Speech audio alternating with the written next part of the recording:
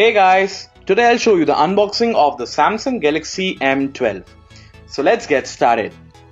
On the front you can see the image of the phone with the name. And at the back, specifications like battery, camera and display are mentioned. So let's open the box. First, you can see this hidden lid with the SIM ejector tool placed at the back.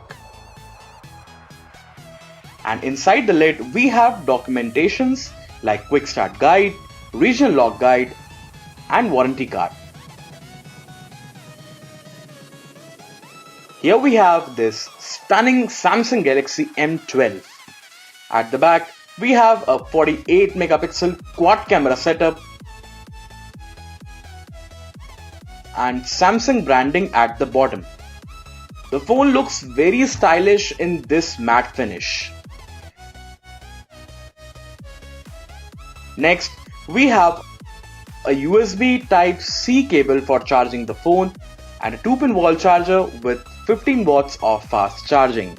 So guys, that's all you get inside the Samsung Galaxy M12 box. Thank you so much for watching this video.